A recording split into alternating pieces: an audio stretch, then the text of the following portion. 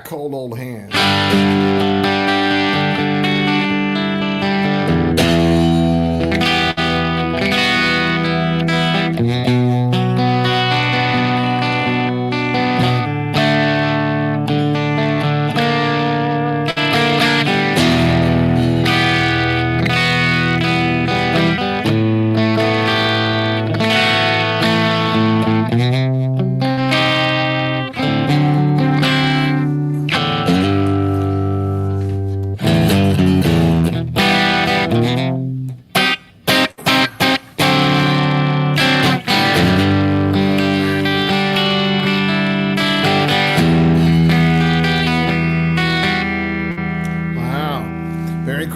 Today. Hey guys, it's noon. I logged in a little bit early so everybody can get comfortable. Our friend the 51 Telecaster is back.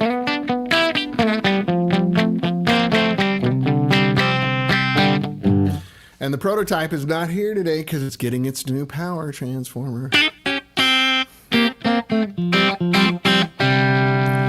So I got a Monterey here, which, by the way, I'm happy to sell it. I got a couple of these laying around.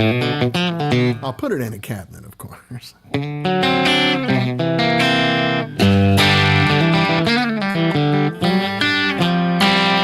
So we had to postpone Ron Ellis this week. It's like crappy weather in Southern California, and it turned out to not even rain yet, but the forecast was for super rain today. And it's a 2-hour drive down to San Diego in good weather. And the freeway to get down there is the infamous 5 freeway, which is prone to massive, huge delays. It's the major artery up and down the West Coast. So it goes from Mexico all the way up to Vancouver. So weather can cause... So Ron and I both just decided, you know what, man, let's just not make it stressful. Let's just do it next week. And right now there's rain in the schedule for Thursday next week. Maybe we'll move it to another day. But I'm really excited for you guys to meet Ron in person. I wouldn't call him shy, but he's a reserved guy, and he's quite a gentleman. And he's not a big, huge, self-promoter. He just puts his head down and does great work. And I've known him for, I guess, about 20 years now. And he's been the same guy the whole time. Very bright, very personable. When you hear him talk about his pickups that he makes, you'll really be impressed.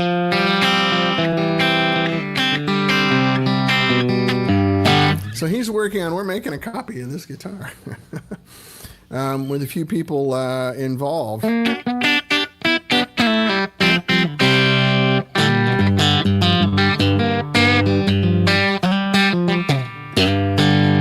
Like Michael DeTemple and Chris Fleming and Lance Lerman, and it's really cool. Not going to be a clone of this guitar, but inspired by sort of thing. I just bought a really nice roasted ash body off of Warmouth. Beautiful. Looks like one piece of wood, even though it's technically 2. The joinery's perfect on it, and it's so light. It weighs 3.4 pounds with finish on it. Michael DeTemple donated a neck. He had a blank that was a piece of really old roasted maple, decades old. And when you held it up, it rang like a gong. Boom! And so I contracted a little CNC time over with Lance. And we made a copy of this. And then Chris Fleming's going to help me shape it, do the final shaping on the back of the neck. And then Michael DeTemple is going to teach me how to do fret work. I'm going to put in frets on my own guitar. Michael's been working on my guitars for like 20 years. I've never seen anybody do fret work the way he does. I don't know what it is. I just go, you do your thing. And the guitar comes out ridiculous. I haven't heard an EF86 in a while. I'm really digging this. The sort of hi-fi nature of the EF86. Anyway, so forever, I would kind of say, hey, man, like, tell me what's up. How does this work? And he'd go, oh, no. I think he just wanted to protect his business. But now he said, we'll fret it together. I'm going to show you how to do it. So.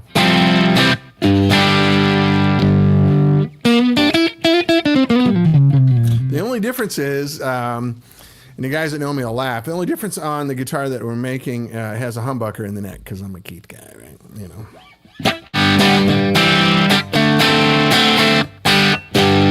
I should put this down into open G. But anyway, so Jackson Manning, hey, what's up? Said you replaced some frets in the past. Probably my least favorite part of working on guitars. Yeah, it's tedious. There's definitely an art form to it. And people that do it well make a guitar so much better. And people that do it poorly make a guitar so much worse. It's been my experience. I've been messing with guitars since kind of 1978. And I've had a lot of guys work on my guitars. And it's been my experience that only about 10% of guys that work on guitars know how to do frets correctly. And they're always guys that were players. Like Michael DeTemple, played in Rick Danko's band. He played in the Butterfield Blues Band. He was in the Flying Burrito Brothers for a while. He started working, setting up guitars at, hey Joe, it's a low-powered Monterey, 22 watts. And it has a master voltage on it too, so you can drop it way down. I can show you that if you like. But he started working on guitars at Ernie Ball's Guitar Shop on Ventura Boulevard in Sherman Oaks or Studio City, wherever that was, in 1960. So I think he was 15 or 16 years old then. So anyway, I am excited to learn something from the master. He used to live at the Big Pink House in New York, where the band lived and Bob Dylan and all those people. He took care of all the equipment there.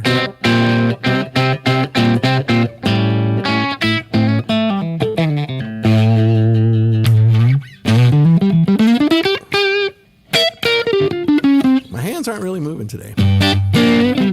Haven't been playing that much guitar this week. Middle position's really, it's wired out of phase on this guitar.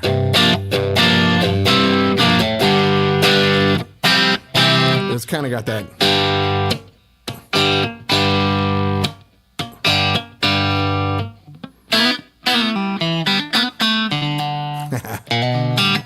That's in standard tuning. I should drop this down in G and we can do some Keith in a little bit. But anyway, so yeah, the prototype's getting a new pair of shoes. Power transformer's going on. Next week, I'm going down to San Diego to broadcast live from Ron Ellis's shop.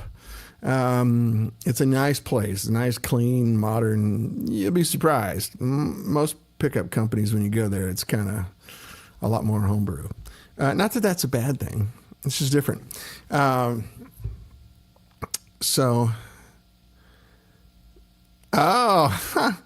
Hey, Jackson, so I'm working on a friend's guitar right now. It's a cheap baritone turned into a bass 6 clone. Yeah, that's a lot of work. That's a lot of tension on that neck doing that. But hey, if you guys don't remember, this is my friend's 51. I do not own this guitar. This is a 51 Tele. And I had taken it over to Michael.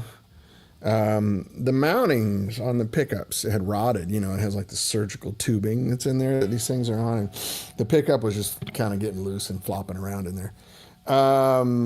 Changed the sound, made it a little darker because now we could lower the pickup down to where it should be. Also, it doesn't vibrate. And then I'm meeting Chris Fleming early next week so he can hold this in his hands. And the gentleman that is going to paint the body can eyeball this. And we're going to, like I say, it's not a clone. I'm not going to do anything. But, like the wear patterns on the paint here are very natural. Let me get it up here closer where you can see it. It's very natural looking. It looks better to me than a relic. Like this is the way paint wears on a guitar. See, the edges are all worn and rounded off. And this guitar is 74 years old. Anyway, let's run through the Monterey. It's got 3 voices, right? So this is the lowest gain. Jackson, I'm glad you're here, buddy. Tell your parents hi for me. And Kyle, please. So still over on the clean side. Got a little boost to it here. Turns into a little rock and roll Telecaster, doesn't it?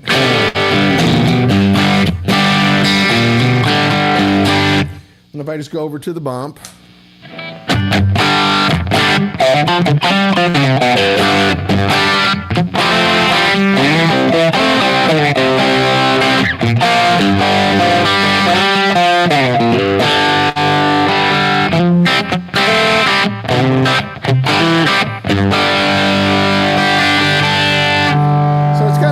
Distinct. Thanks, Jackson. Yeah, it's a great guitar. It rings like a bell. I mean, literally, I'm gonna go get coffee now while this chord sustains. It's very special. It's old wood. You know, that makes all the difference. I'm sorry you can't talk over the guitar still ringing. This sort of sustain and ring and body gives you a special feeling when you're playing guitar.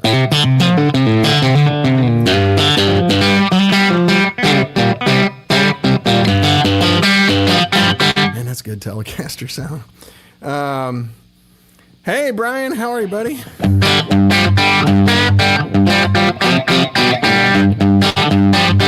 Yeah, this little guitar's got attitude. It's a 1951 Telecaster.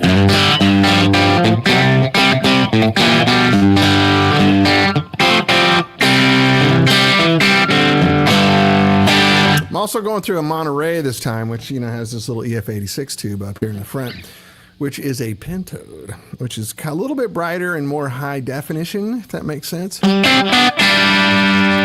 Tom Fox, hey, buddy, where you been? Hey, man, I hope you're well. Tom Fox from Australia, everybody. Brian Mendes from Austin, Texas. Jackson Manning from Dallas, Texas.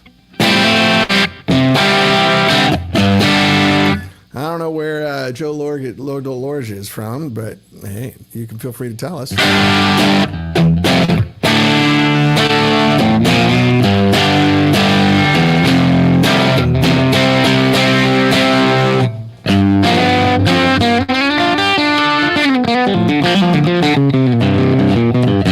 That's just a great Tele sound, isn't it? It's got all that twang, but it's not like anemic twang.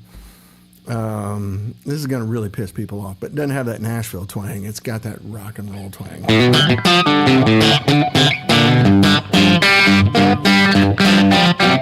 I assume this pickup is like a broadcaster pickup, right?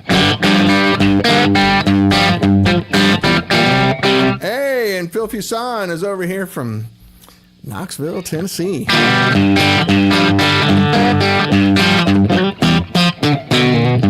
Welcome, guys. I like it. The crowd is forming.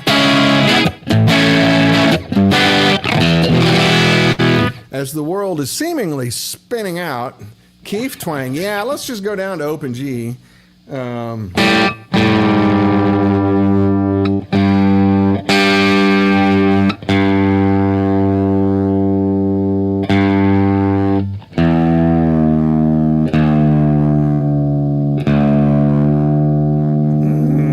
Tuning keys are very old.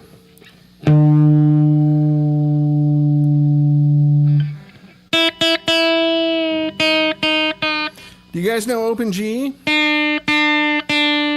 So what you do is you take both E strings down to D, and you take the A string down to G.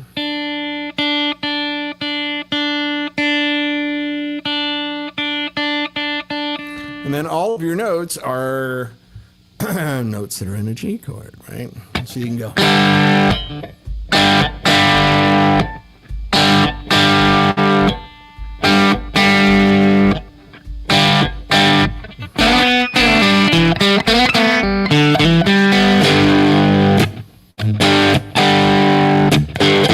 And he's got one finger chords, right?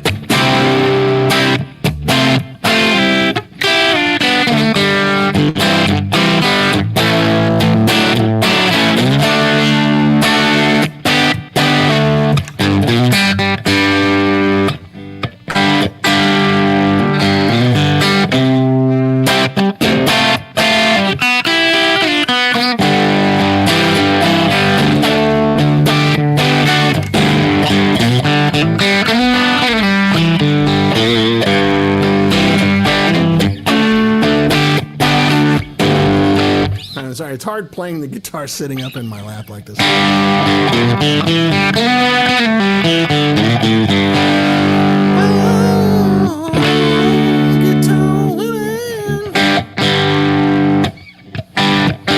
Pretty cool, huh?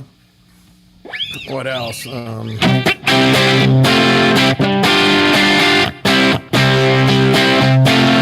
Let's see. What if we want to do this neck pickup? It's a little dark, isn't it?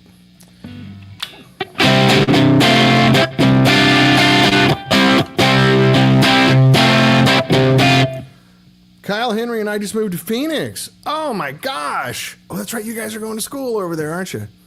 Hey, that's cool, man. Have fun.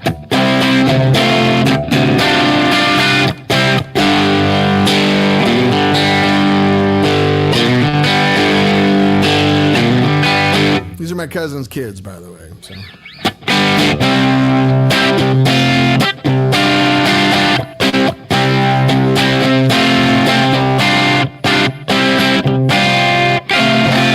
I'm playing it backwards, aren't I? It's like this. Hey, I'm sorry about that.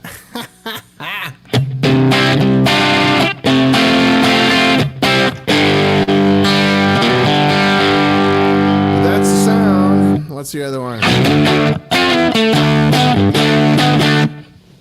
Let's get some more dirt. We need more dirt for that.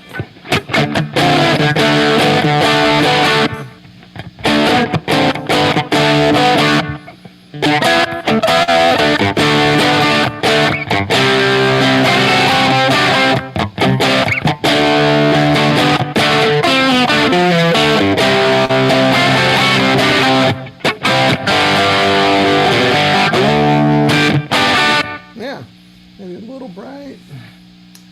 Let's see. Let's take the tone down just a hair. Yeah, there we go. A little better. I have knobs on this. There we go.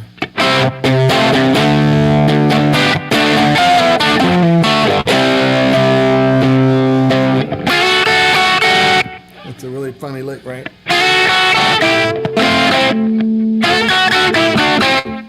Total like sloppy hands.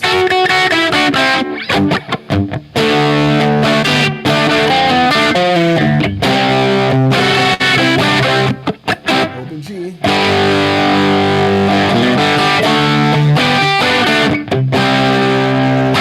Yeah.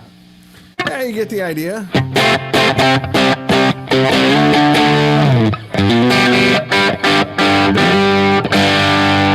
Now, if I pull the D low E string, which is now a D, right? I pull it up to E, get the Peter Stroud open G tuning.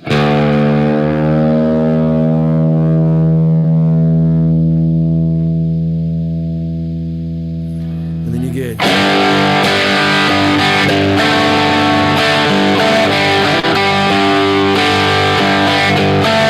That's still pretty bright, isn't it?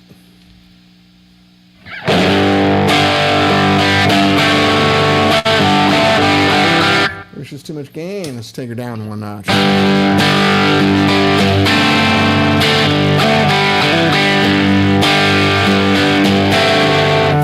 I belong a long way from here.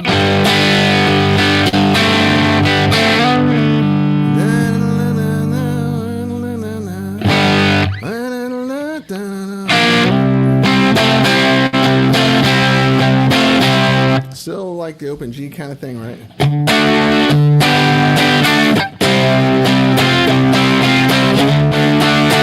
You gotta fake the chords.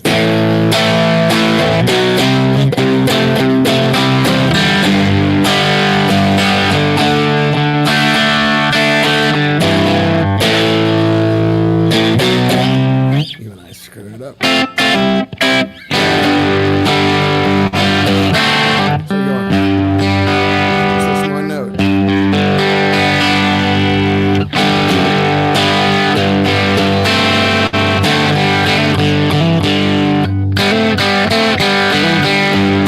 Anyway, you get the idea. He pulls guitar back up into standard tuning.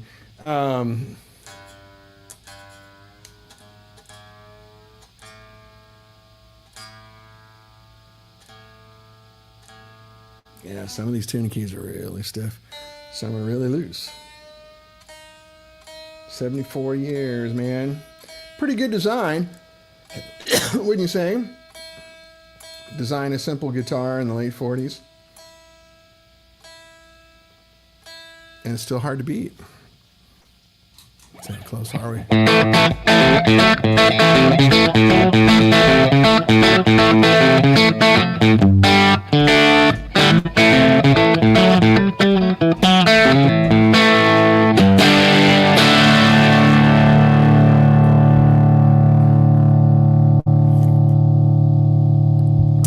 That's right, Jackson. If you're in Phoenix, you're like 4.5 hours from me, so. Or we can meet over in San Diego at all the other cousins. You're only like 2.5 hours from San Diego.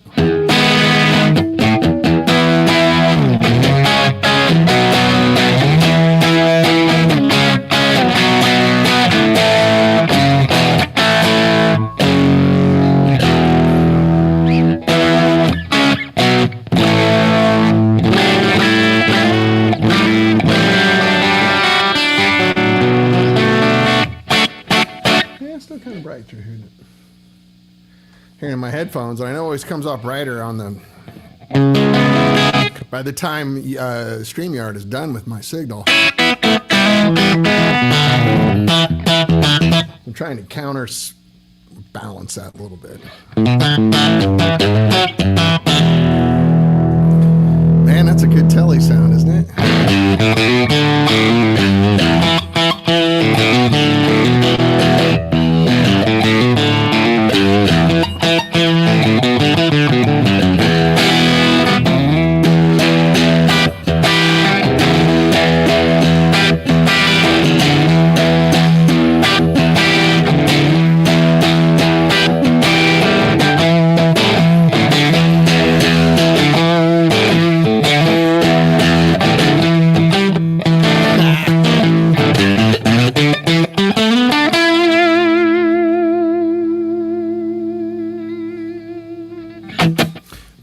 About the shape I'm in. Yeah, anyway.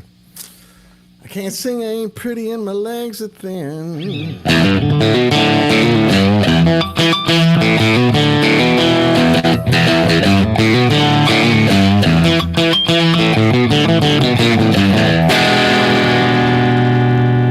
Don't ask me what I think of you, I might not give the answer that you want me to. Still one of my favorite songs ever.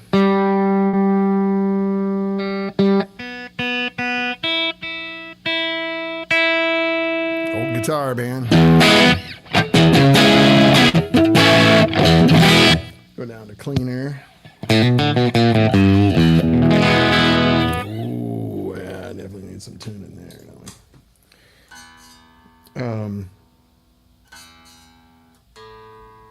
Oh, yeah, listen to me. Anyway, what do you guys think? As the world is seemingly spinning, I don't want to say out of control, but it's definitely wobbling on its axis, that's for sure.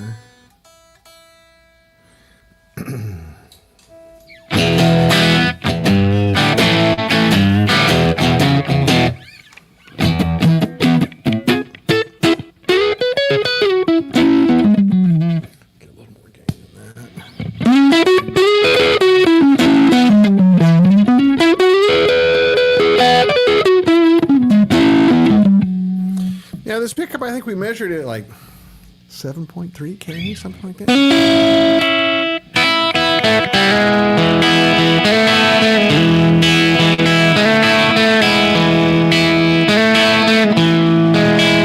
Man, that's some good Tele sound. What do you guys want to hear?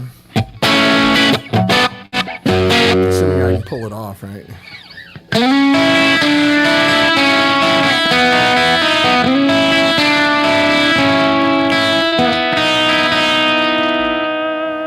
That sound.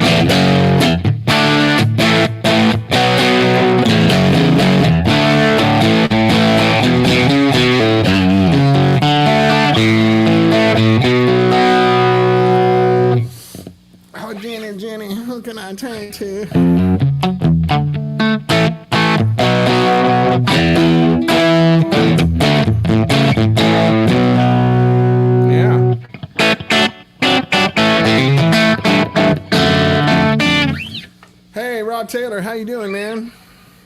Glad you made it, buddy. Sorry you had a rough week last week. Sending sincere best energy to you.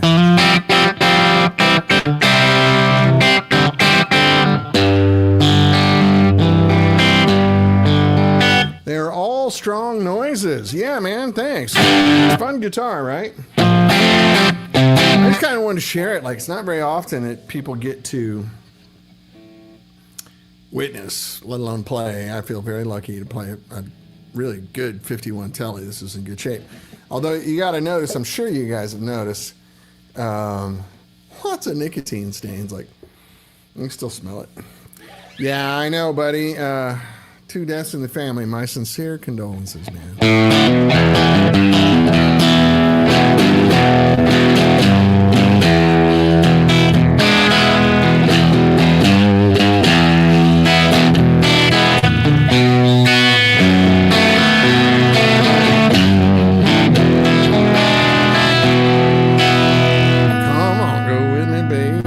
Really weird voice singing. Come on, go with me, babe. Come on, go with me, babe. I wanna go to the cabin down below. Well, I'm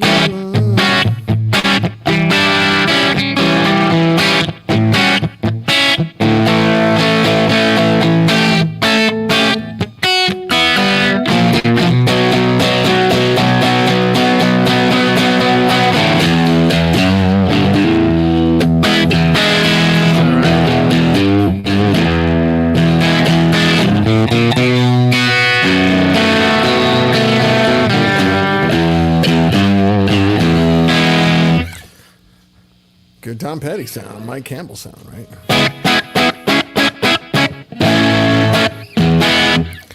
What is it?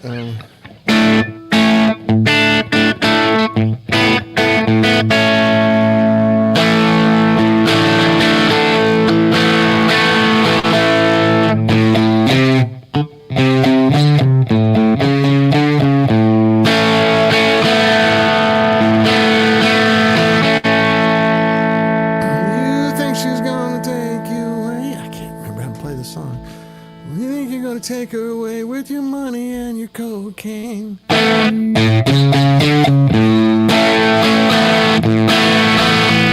Well, she's gonna listen to her heart. Fondle the real deal. That's right, Phil. I'm a lucky guy. My friend is very generous with the guitar, and I'm grateful for that.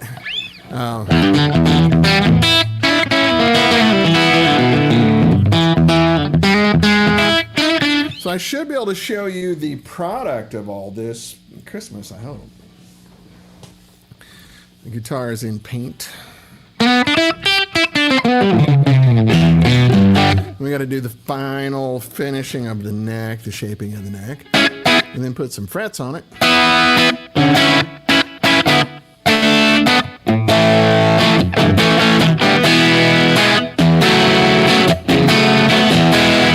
And I plan on loading it up with Ron's pickups. I think I'm going to do his 50 Broadcaster pickup.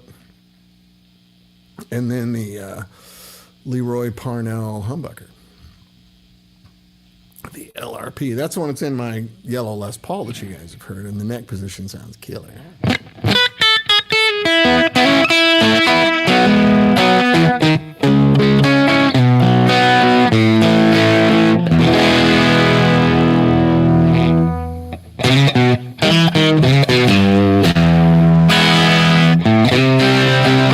Go back to these Beatle progressions because it's just home base, you know, it's like the reference panel.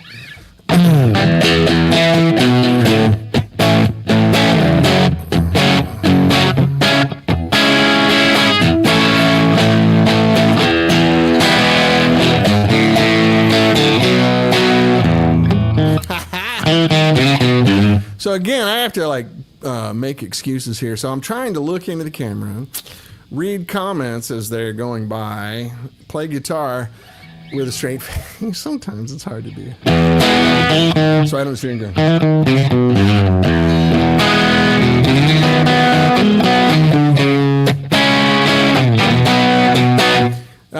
Phil says, you need a bender for even more option anxiety. Leroy is woefully underrated.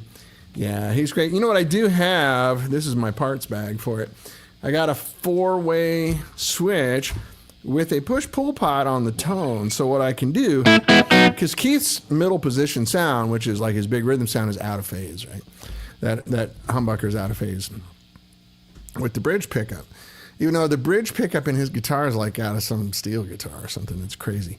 But anyway, so what I can do is I can go position 1 is normal bridge, position 2 is middle position, right? Both pickups. Position 3 is the neck pickup. Position 4 is the neck pickup out of phase. And then with the push-pull pot on the tone knob, I can coil tap the humbucker.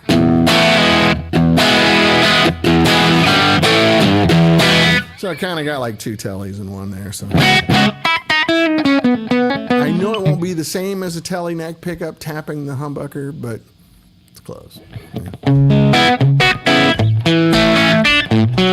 And then I have the community Tele here also. So we should be in good shape, right? That has the what pickup's in there? I think it's the 5060, Ron's 5060 Tele pickup. So this broadcaster pickup sounds very different. It sounds more like this, very fundamental.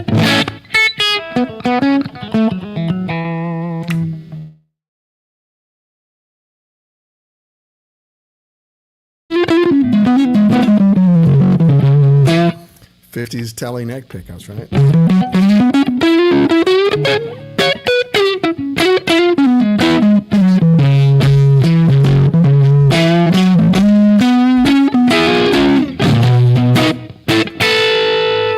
I could do the capo. Let's see if the neck pickup works on this, right? It's right here. It's B. It's B. I don't know.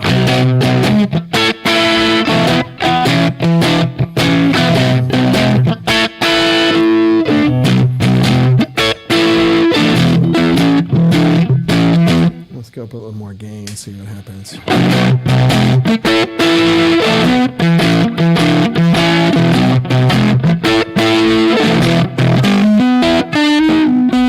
Yeah, I don't know. These old neck pickups are kind of weird.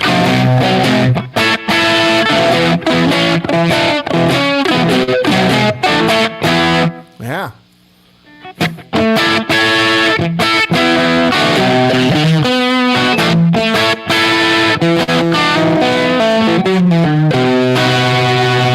Even though the capo's out of tune, I don't care.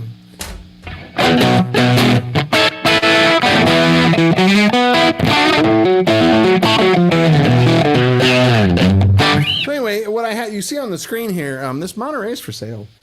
It's kind of just an extra chassis I have laying around, and I could use some money for many reasons for prototyping the new amp. Which, by the way, the printed circuit board prototype of the little bitty amp, which you guys have not seen at all yet, is working.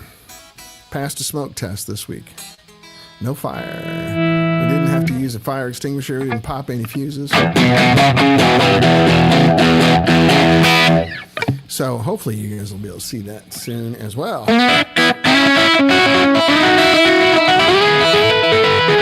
It's not even 2 watts. And it sounds as good as this or better. So that's kind of a product I think that's going to really work out in high density, large cities. One of the things that I never quite got my head around with the original iteration of 65 amps was that people that live, especially Tokyo, I had a Japanese distributor. He's still here. He's going to come back on board. He's seen the little amp and he wants 1,000 of them for Japan. Yay! I just got to get it finished. And without money, it's hard to get finished. So I got a meeting next week with money. It's like a chicken and egg, question here. Developing amps doesn't take this long. It does when you just rubbing credit cards together and trying to make it work. So hopefully get out of that phase pretty soon. Either that or I got to get a job at Costco or something. If anybody needs any help around your shop, let me know. So, yeah.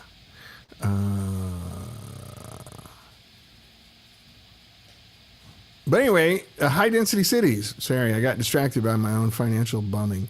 The high density cities, so like Tokyo, London, New York, Berlin, Oslo, Rio, where people cannot play loudly at all. And the apartments are very small. When I made Little Elvis, which is 12 watts with a master voltage on it, you can take it down to just a few watts before it starts to kind of peter out. It was still too loud. And it's kind of big and heavy. So, for their standards. So, Tokyo, Seoul, they really still play a lot of guitar over there, and they want real sounding amps.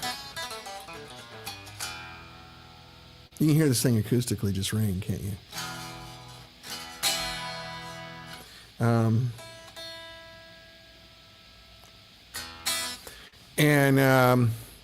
This guy will do it. Sorry, I'm just like spacing out here. Sorry. Lots of stuff on the brain today. It'll start working hopefully next week, and I'll be able to show it to you. Fingers crossed. It might be ugly. It might just be an open circuit board with no cabinet, not even a chassis. We haven't made that. We haven't finalized. This is a development board, so it's like 3 times bigger. It's too big to fit in a chassis. So we can mess with it and solder all over it and play with it without screwing it up, right?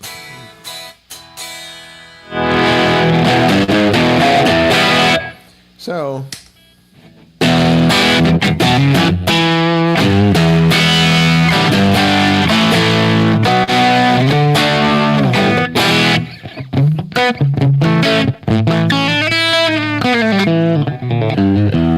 Rob Price. I opened up my whiskey through a 412 yesterday, and yes, it was very loud. Yeah, man. Full powered whiskey is pretty loud amp. You can get up almost 120 decibels with that thing. I'm sure it was very fun as well, I hope, at least. Was it a good time for you? I'm trying to get this mic pointed at my mouth when I don't sit right on it. Oh.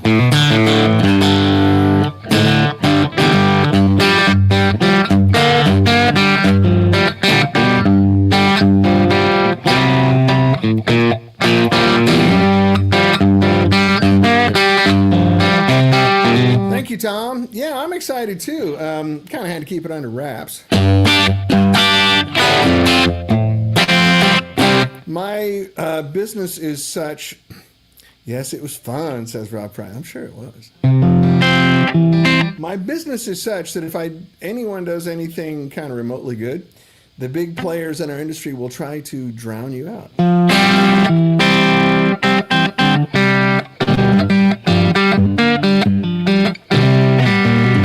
So my goal would be to be able to get this out and get ahead of everybody. And if a big company wants to do anything with me, that's fine.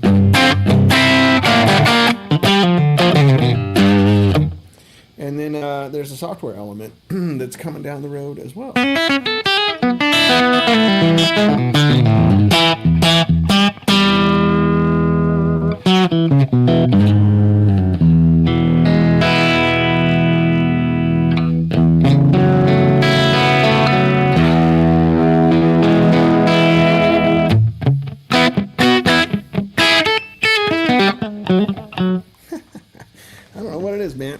My brain's not in the right place today to play guitar. I'm sorry about that. So, yeah, man. 51 Tele and a Monterey that's for sale. You guys can just danboole@me.com is my private email address. And I'm all over Facebook and Instagram as well. I haven't delved into TikTok that much because it seems like a black hole of time.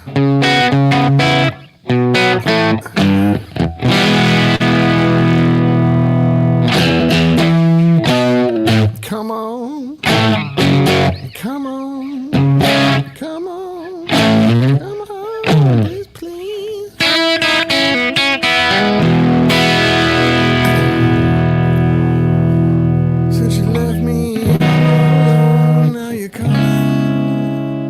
kind of acoustic quality of that EF-86.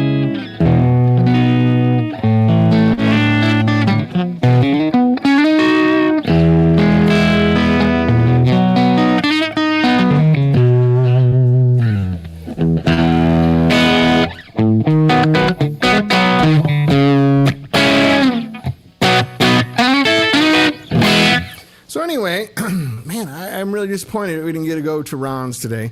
You're going to be excited to meet him, I'm certain. And, you know, get your questions in order. If you got stuff you want to talk to him about, pickups and old, no one knows more about vintage pickups that I've met than he does. He's very humble about it. He's not cocky and proud or anything, but he's just done the work, you know. Spectral analysis machine. So not only can he tell you, well, those were Alnico 3s, you know. He can tell you those were Alnico 3s that have very special.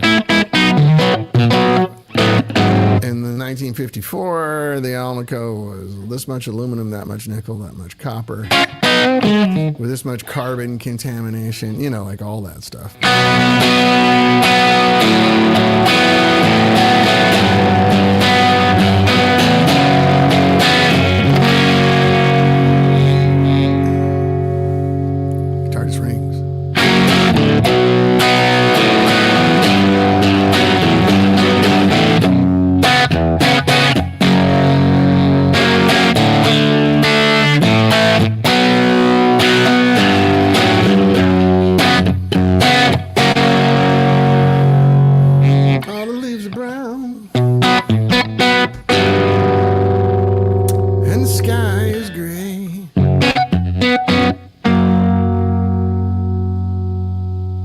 Little progression, isn't it? Anyway, I'm thinking about knocking off a little early today, unless you guys have some good stuff you want to talk about. I was going to make the bad joke that also in 2 weeks my guest on the show is going to be Jeffrey Epstein. Not that Jeffrey Epstein, a different one, a different guy who lives here in the neighborhood. Watching the news is really not my favorite thing right now. I try to avoid it. It's all bad news everywhere you go. It's really kind of sad to me. But we still got our guitars, and we still have all of our friends.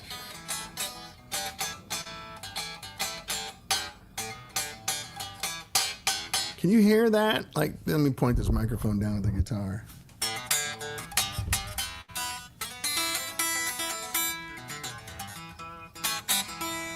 So, Joe, good question. What's the difference between the high and low input of the Monterey? One resistor. There's a bigger load resistor on the low input, so it knocks the signal down. So if you really want to go super clean, low input's the way to do it.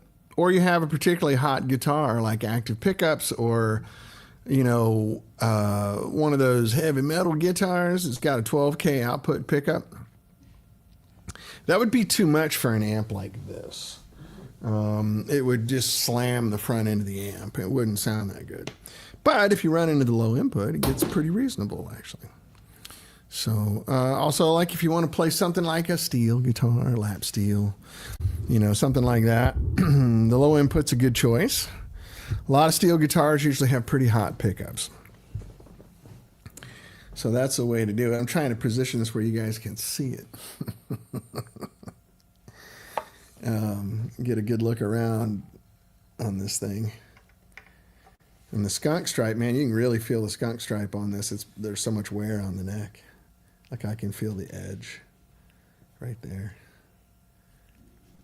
It's an old guitar, man. I haven't played many electric guitars this old. There's not many electric guitars that are this old, especially solid body electrics. Phil says, going to try to get Gilkey hip to the Ron thing. He's been after a clone for his 53 pickup. Yeah, it may be the steel pickup you were referencing. Yeah, so, yeah, Keith Richards, if you look it up, I'm blanking on the exact description of it now, but if somebody wants to Google it really quick, ask ChatGPT or Gemini or something, tell me about the pickups in Keith Richards' famous Telecaster.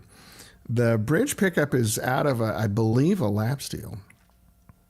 It's not a regular Telecaster pickup. So I'm not going that far with my Keithdom, but. And the rest of his Tele, he's got a whole bunch of Teles. You've seen him play over the decades. The rest of his Teles are Tele pickups. But that one, I think he calls it macabre. I don't know what that means. I don't know where it came from. Like a pirate name or something. The macabre has the steel pickup in it. So, yeah. We'll see what happens.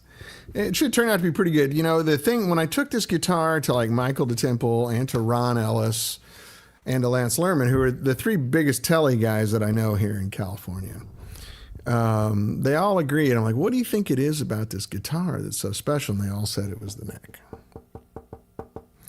The body's great. It's ash, and it's been in this guitar for 74 years. Who knows how old the wood was when the guitar was made? Leo Fender was notoriously a cheapskate, and it might have been just old wood sitting around a warehouse somewhere that he bought.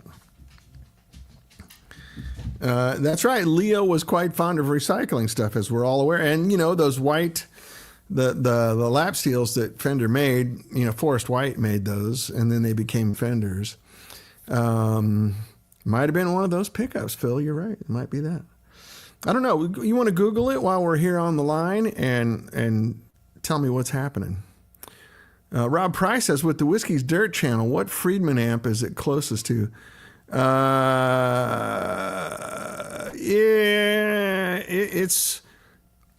It's a Marshall, like JCM 800 kind of circuit, which I think the Dirty Shirley is closest to.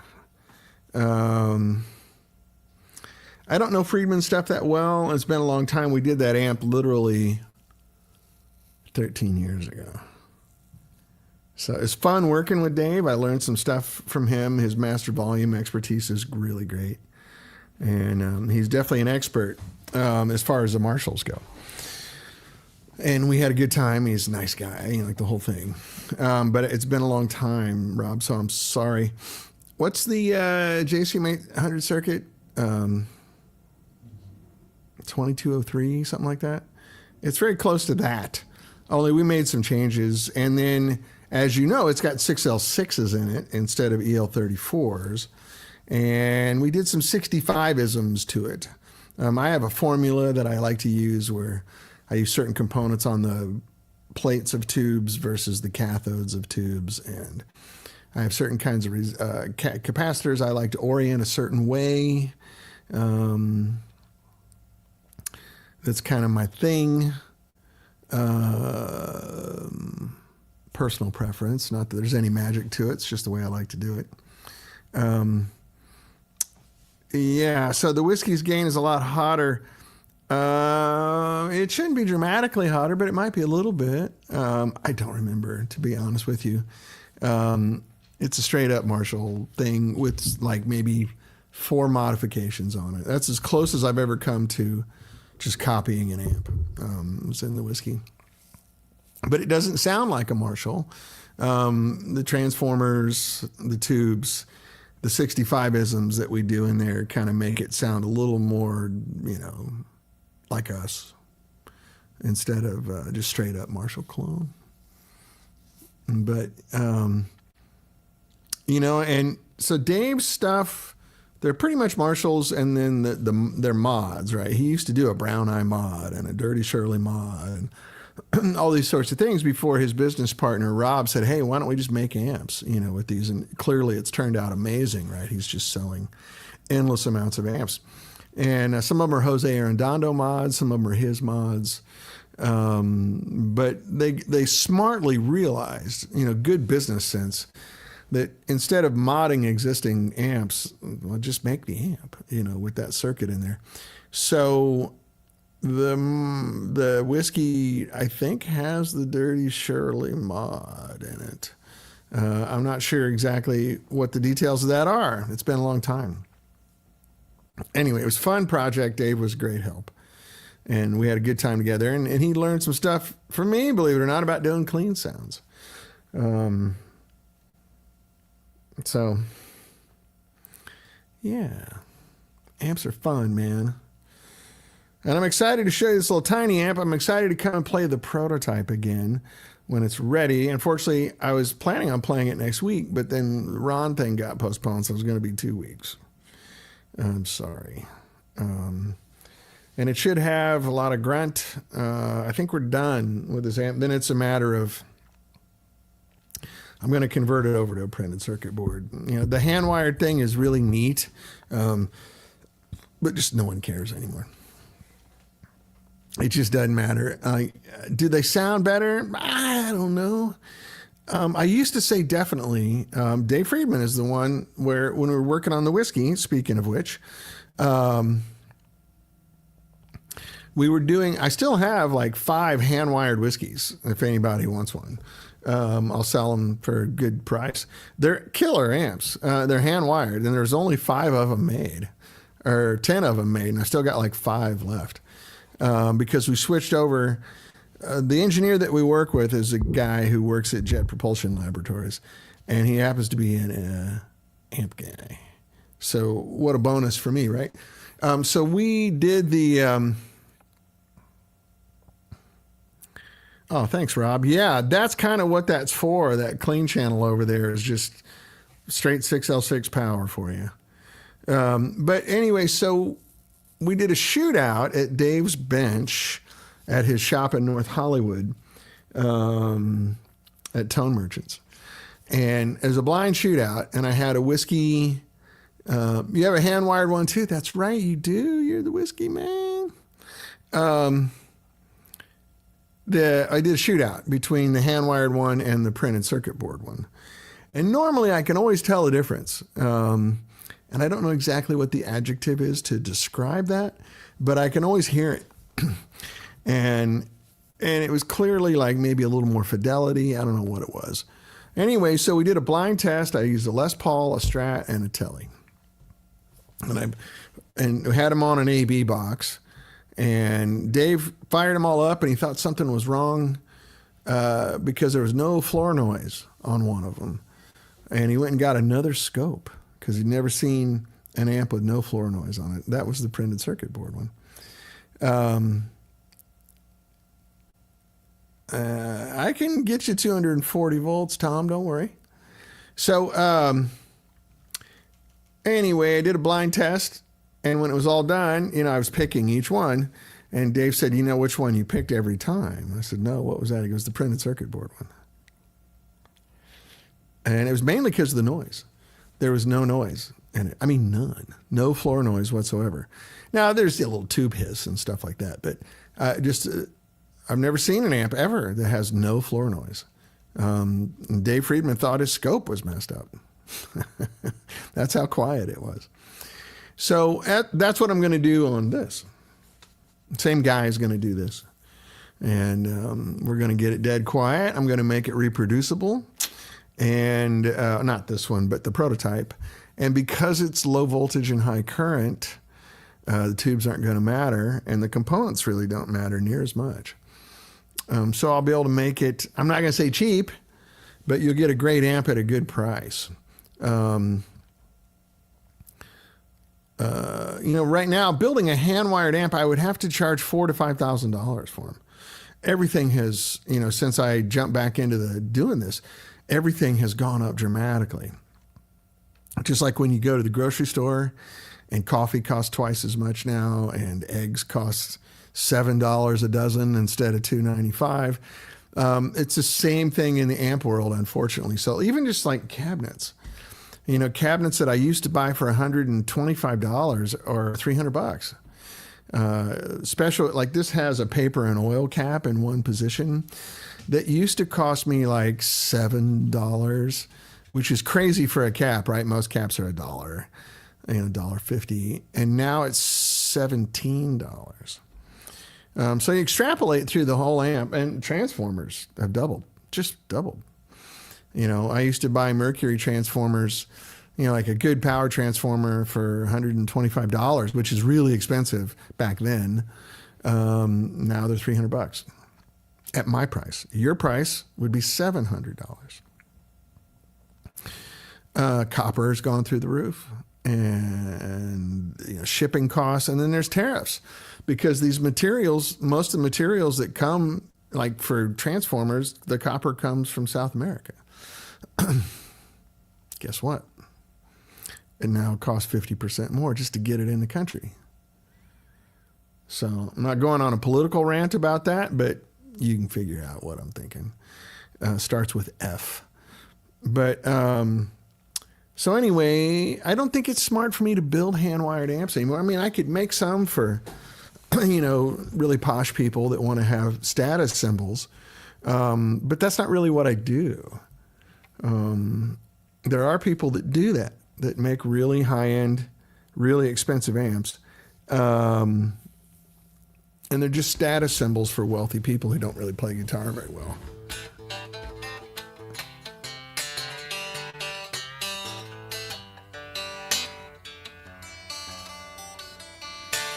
That's not really my, it's not who I am. I'm not a posh guy. I'm not a status symbol guy. Even if I had a whole bunch of money, I wouldn't be waving it around. I'd be helping people with it. I spent the better part of the last week going to different food pantries, donating clothes and food. So, yeah, even in the pedal building business, Tom, that's right. It's all going up. It's crazy, and when you're doing anything in electronics, there's certain parts of this amp I can only get from China. Tube sockets, switches, jacks, lights, most of these pots. Now they cost twice as much. In some cases, 150% as much. So, it's nuts. So even building overseas, obviously I'm not going to build in China, likely Taiwan. And then there's a lot of emerging countries doing great work, like Thailand and Singapore and places like that. I would like to build here in the U.S. and in Mexico, just for the ease of shipping. I don't know what the Mexico situation is now. The tariffs are a moving target. But where I am in Los Angeles, I can get to Mexico. I can drive to Mexico in 3 hours. Be down there, pulling into the parking lot of a factory in 3 hours. And eating killer food, man. That's what I'm talking about. Anyway, I'm probably boring the hell out of you guys. But I'm trying to figure out how to make it work. And that's been one of the hurdles when I've been talking to moneyed folks this whole year. It's hard. I don't have any money to do this right now. So I'm just literally rubbing credit cards together, making it work. And a lot of people have said, start a GoFundMe page. I don't know if you guys would be interested in that at all. I hate begging for money. Maybe so. A lot of amp companies have done it successfully.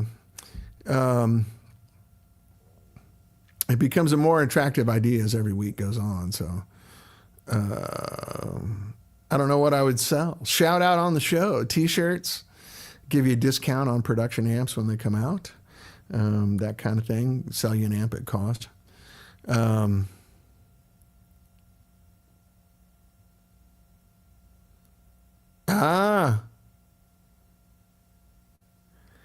Yeah, Joe, let's dive into that. Joe says, I used my Monterey last night, 22 watt with a band and 65 amps 212. Biggest struggle was figuring out where to set it with volume, master volume, non-master option, bump switch. A lot of options with Silver Sky. Any suggestions on how to find the sound? Yeah, so my methodology, Joe, and I don't have your hands, and I'm not playing your guitar, and I'm not playing with your band, so take it all with a grain of salt. But what I do with an amp that has a master voltage like this, I turn the amp to about 6 or 7.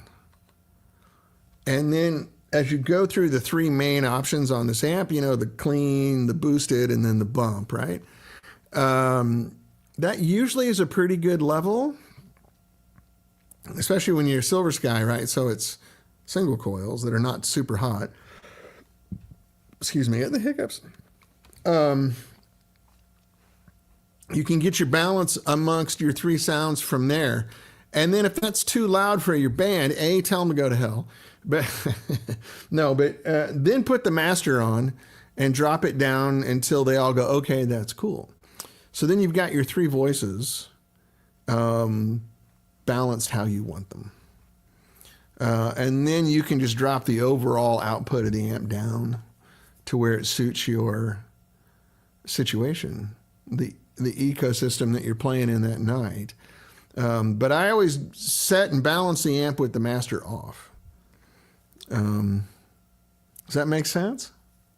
Because I want to get the tonal thing where I want it. I want the clean versus the dirty, you know. And then like the booster switch on the clean side for me is almost really just a humbucker single coil switch. For the most part, if I'm playing single coils, I just leave it on, and then I switch between that and the bump, right?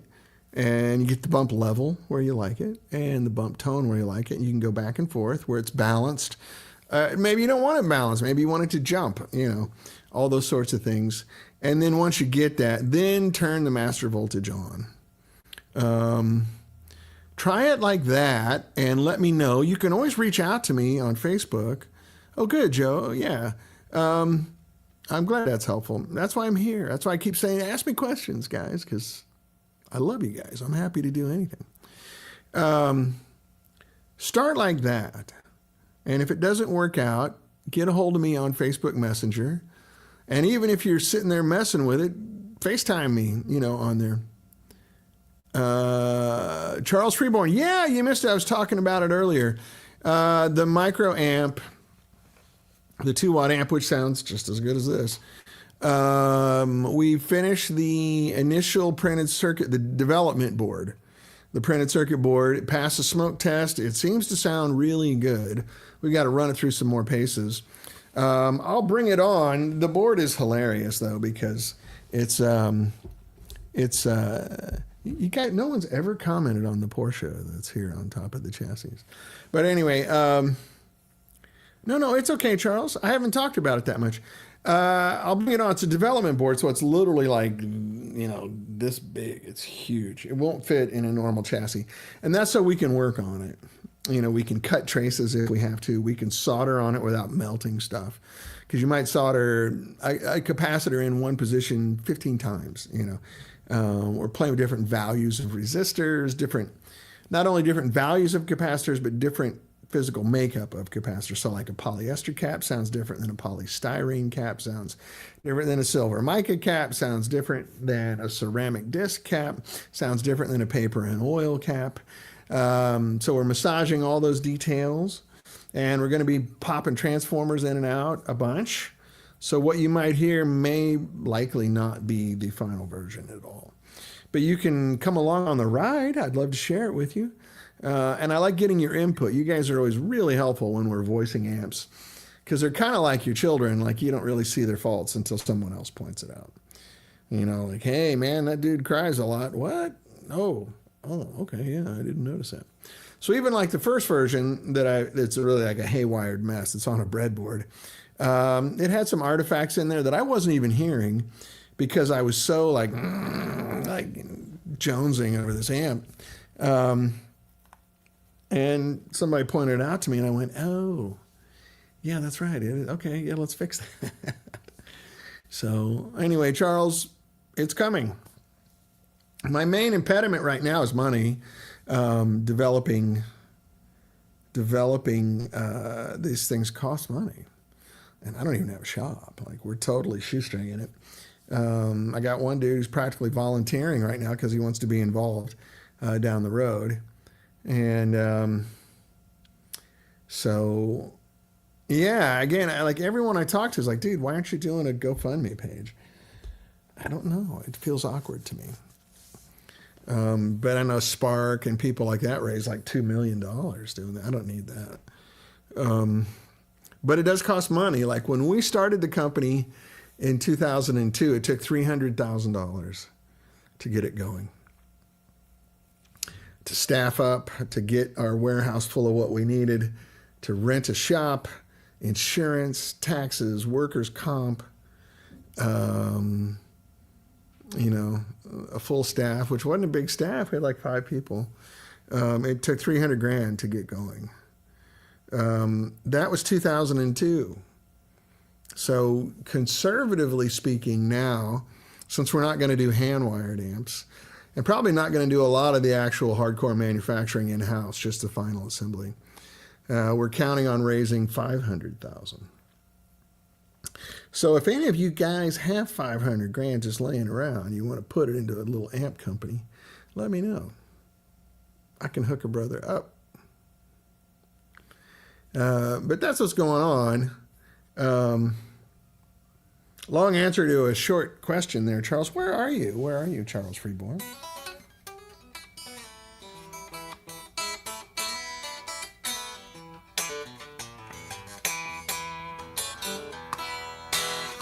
Loud ass guitar.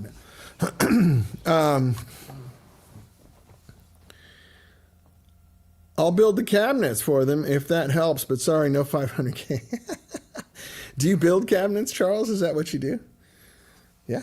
I mean, for the head on the little amp, it's nothing. I mean, it's going to be tiny. I mean, I think we've got it like 12 inches wide and 4 or 5 inches tall. Maybe 6 inches tall, something like that. 5 inches, 12 by 5, I think. And about 4 inches deep. I'll get you real measurements if you want to build a proto.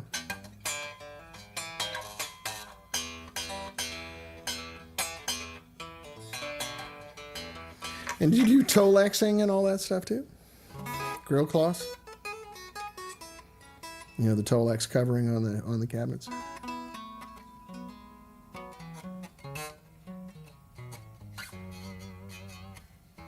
Oh. So this is your business then? You should get a hold of me offline. Shipping from Portland's kind of a thing, but it just depends. We can work it out.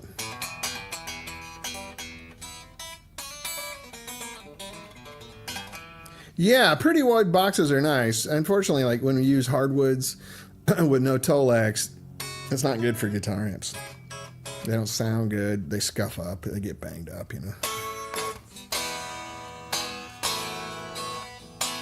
Man, this thing rings. I'm just playing, no pick. I'm just banging on it. I can hear it come through my headphones and this mic's picking it up. Like, it's kind of crazy. I don't have many solid body guitars that ring that loud. And matter of fact, I have none that ring this loud. I haven't seen that many. I've been playing guitar for, what year is this? 2025. 47 years? I don't think I've played very many guitars ever that ring this loud.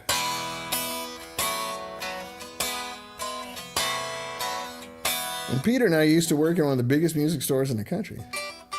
I played a lot of guitars. Rhythm City in Atlanta, now Guitar Center. That was the biggest store in the South when we worked there. And it would be one of the top 3 stores in the country, probably. Outside of, Guitar Center, Sunset Boulevard, that kind of thing. Of the non-Guitar Center stores. Because there's like... back then there was Manny's in New York, but Manny's just isn't that big, Sam Ash in New York. Whatchamadoodle down in Florida. What was it called? Thoroughbred Music, is that it? Thoroughbred?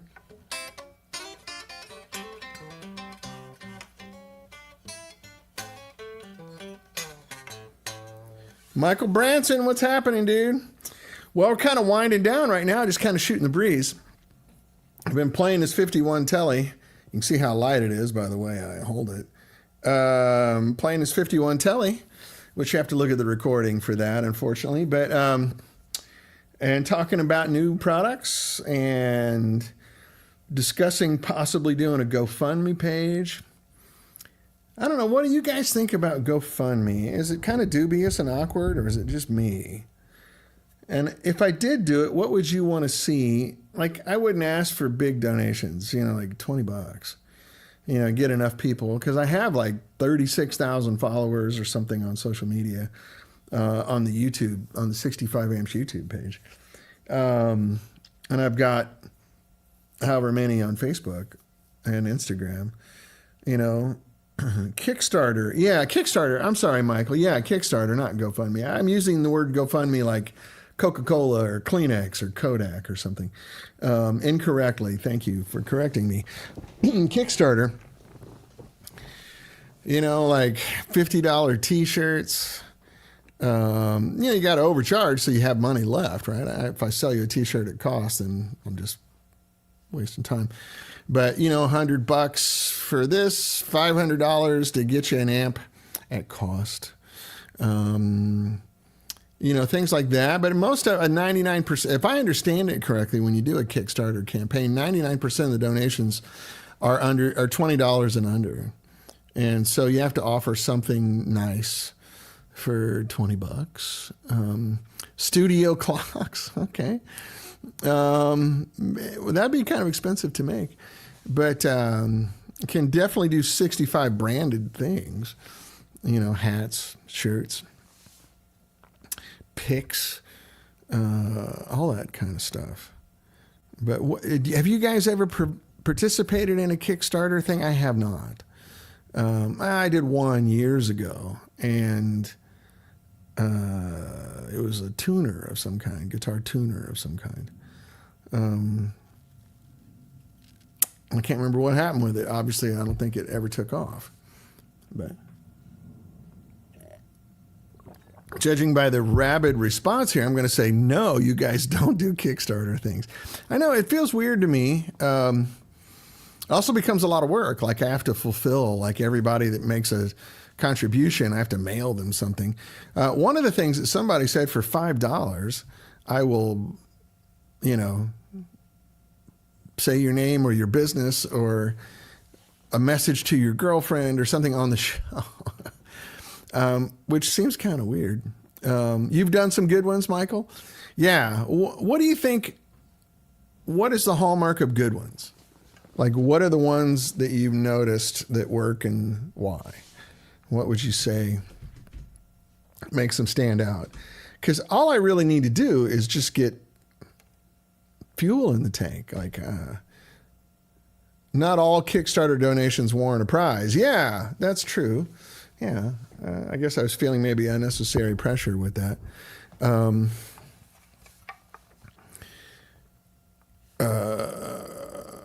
Definitely, I like to give something, even if it's just a friends and family discount on gear, if you make a donation, because the goodwill is definitely appreciated. But yeah, I literally, like, we would be done with follow through on promises and a clear product vision. That's easy. That to me doesn't scare me. I've been sharing my product vision here. The problem is I need money to do it. The prototypes are coming along fantastic. They would be done right now if I was funded. It's just not a problem. Engagement post-delivery, stay engaged. Yeah, I think I could use this show for that, I hope. I don't know, you tell me. And definitely, marketing engagement, like, emails and personalized contact, that sort of thing. Is that what you're talking about, Michael? Because I've really shied away from it, but I got to tell you, man, with the state of the world right now, I don't know what else to do. I got a meeting next week with this fund that's really great. Most bad ones are cash grabs and the product company dies. Oh, yeah. Don't you have some legal liability, though? Like, you have to deliver something or you have to return the money, right? Anyway, I've got a meeting with an investment fund next week, and they do nothing but music business stuff, and we're talking about $500,000 seed money. And then if it goes well, then we'll do, like, a round with more money to grow this, because between the little amp and this, and then the software project, which will take a couple of years. So the little amp, literally the people, my distributors or my dealers that I've talked to that are in these high density cities, they're all like, this is what we've been asking for decades. And I don't want to give away too many details on the little amp, because I'm really concerned that two people in particular would just try to smother me out if they figured out what I'm doing. They could absorb all of the components that I need in the market just to screw me. But like I said, once I get it up and running, if people like it, I'm happy to sell it, or come work for your big company to run it or do whatever. So I'm going to show it to you, but I'm not going to tell you everything. Does that make sense? Like, you're not going to be able to tell what in the hell it is. I'm just going to play it for you and tell you, hey, it's 2 watts. It does like 1.6 watts clean and 2 watts wide open, just wide open. And it sounds legit. Like, I'll play you a video. I need to edit the video so you can't see the board. But I'll play you a video and you'll be like, dang, that sounds perfect. So Michael says that's part of Kickstarter, is that it's a risk. Yeah, some companies don't make it to delivery. That might have happened with me in the tuner thing, that I think I prepaid for one like $20 instead of $40, that kind of thing. I bought one early. And I only did it because they seemed like nice guys and I wanted to help them, So anyway, yeah. Well, we'll figure it out. I might start digging into it. And if anybody here has any expertise with Kickstarter, I could sure appreciate humble advice. That'd be great. Anyway, so when I go talk to all of these companies, I think I told you, I was literally in a meeting a few months ago and we had $900,000 lined up. And, oh, I see what you're saying, Mike. Yeah. The bad ones stop product engagement after delivery. The devices have issues with no support. You donated $500 because you believe in the product for somebody to ghost you after. Yeah, screw that. No, that's not who I am. I have very high confidence in these, and you guys know my products, like they don't break. We don't. I mean, literally, you get tubes that go bad, but I got a guy wrote me this morning, said he dropped his amp and one of the channels isn't working after that, but that's not a production issue. But I was in a meeting recently, we had $900,000 on the table, and I thought, oh, this is it, man, we're doing it. And it was right when the tariffs were announced. And we're sitting there, and a guy's holding his phone going, oh no. I'm like, is everything okay? And he goes, yeah, do you guys buy any parts from China? Yes, we do. Don't have a choice. He goes, yeah. So now at that point, it was a 50% tariff on Chinese stuff. Now it's 150 or whatever, but I think it went back down to 50 now. It's like, it went from 150 to 50, whatever it is this week, right? And he goes, well, I think this is a good stopping point. Why don't we circle back in a month or two? I've had that happen like 3 or 4 times over the course of this year. And so one of the big things everybody wants to say is, why don't you give me a bill of materials with the cost to build it? I go, oh, I have to tell them, like, I have to kind of guess. And I'll overshoot it. I'll quote it too high just to cover the tariffs.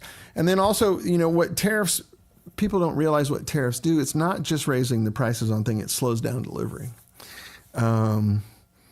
Because when demand goes down, like over here, like demand for Chinese stuff's gone down, right?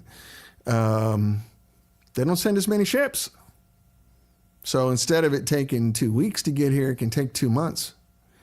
Or instead of taking 2 months to get here, it can take 6 months to get here. So there's a lot of spillover, domino effect that you don't think about unless you're in the manufacturing world. So the people that I'm talking to for money all know this. So I'm trying to figure out a way to just do this.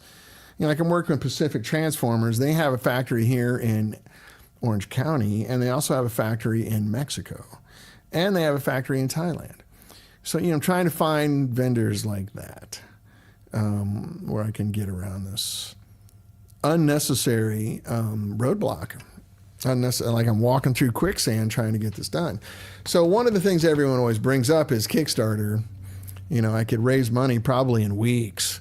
Well, thanks for saying that, Michael. Michael says, I'm not worried about your company after backing. No, we're not going to disappear. Matter of fact, my guilt, my Midwestern conscience would probably make me overdo it. I love staying in touch with customers anyway. So, something to consider. I need to get a smart kid here that knows who's done this before, how to structure it correctly. Isn't there a stock of most of these Chinese amp companies in the U.S.? There are tons and tons of pots, caps, resistors. Remember, I'm not a builder. I don't know. That's a good question. A lot of times, though, they're not going to sell it to you based on what they paid for it. They're going to sell it to you based on what it's going to cost to replace it, which is pretty smart. If I were them, that's what I would do. Because let's say potentiometer, right? Like I got one here on my desk somewhere. Yeah, here. This little stinker right here. Now, when I was building at wholesale, a good one costs like $250. I think now retail, these are $6 or something like that, before the tariffs. So if I sell this to you for $6 and it's going to cost me, like if I sold it to you for $6, I probably paid $4 for it. And it's going to cost me $8 or $6 to replace it. Two things are going to happen. A, I have to outlay more cash to stock my warehouse, which hurts. And then B, demand for this pot's probably going to go down. So not only will it cost me more to stock my shelves, I'm probably going to sit on it for a lot longer time. That means my cash doesn't come back to me as fast. That also hurts. Time is money with cash, right? So in theory, you're correct. There might be a lot of stock sitting on shelves, but most smart business people are going to sell it to you based on what it costs to replace it, since the cost is not static. That was a very long-winded answer, but does that make sense? That's been my experience in the past. All the vendors that I deal with, they sell it to you based on what it's going to cost to replace things, not what it costs them to put it on the shelf. Because these tariffs it slows down there's a term in economics called velocity. Are you familiar with velocity? Velocity is the speed of money through the economy. So I studied economics in college, right? And I really love economics. I think economists are nerds who are really cool. But I mean, my degree's in political science, but my economics was my minor. And if I'd taken one more class, I could have had both degrees, but I wanted to get the hell out. Anyway, so the term velocity is the speed of money through the economy. So not only do the tariffs raise prices on everything, but it slows down the velocity of money through the economy.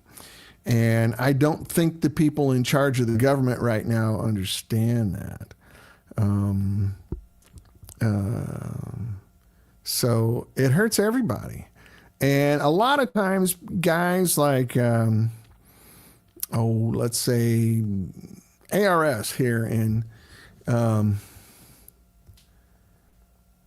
yeah, there you go. ARS here in Van Nuys, Marty, one of my favorite vendors, which I got to buy a capacitor for Scotty Bratcher. Darn it, I keep forgetting.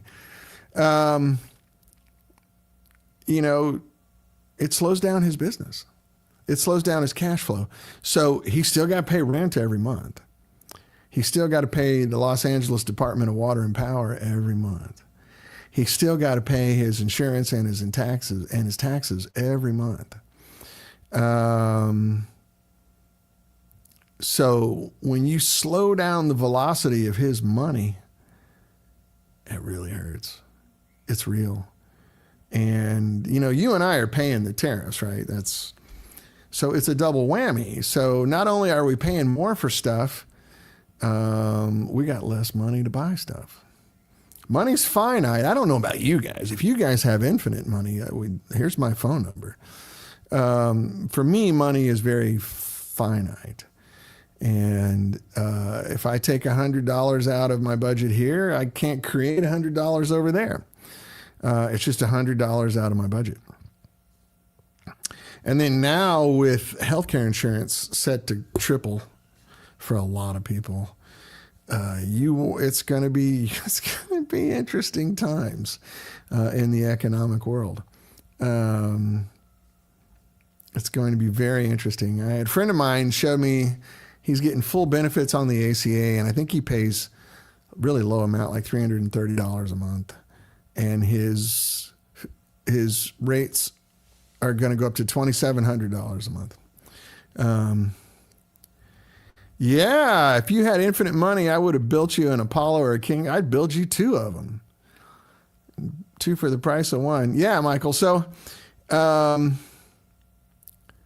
yeah, so that's a funny answer. That answers my age-old question of why the same Lego set that stays on the shelf for 2 years increases in price if the MSRP, the store already purchased the set 2 years ago. But what's it going to cost them to replace it? That's a real thing. Plus, the money they spent on that for 2 years has gone nowhere. So whatever the rate of inflation is, let's just say for conversation, $3, 3%, right? And they got $100 worth of Lego sets on the shelf. They've lost $6 just sitting there. Not to mention they had to pay an employee to dust off the boxes and keep them organized on the shelf, and they had to pay for the light that kept them lit and so you could see it.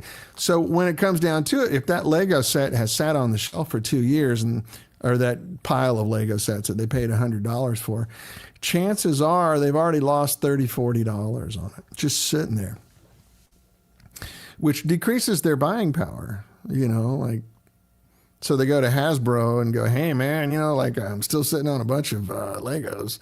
Can you hook a brother up? And they're like, yeah, tough shit, man. We're hurting too. We're buying all of our stuff from Chinese factories that are killing us now. So it's a circle of pain.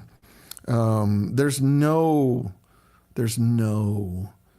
cute way around it. I'm not trying to be political about this either. I'm just telling you economically.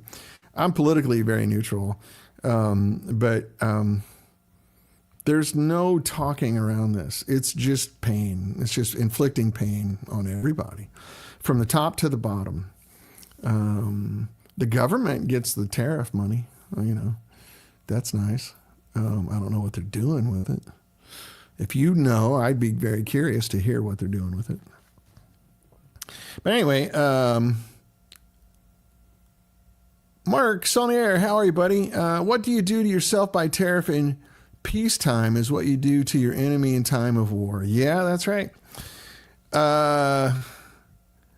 Yeah, it just doesn't make any sense.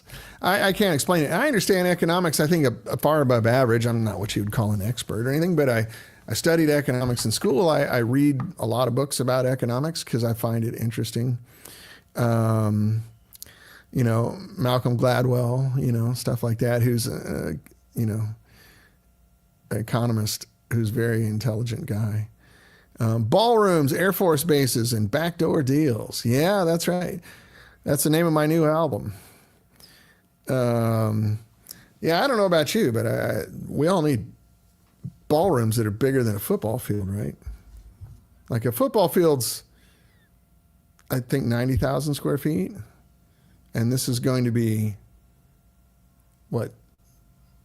300,000 square feet?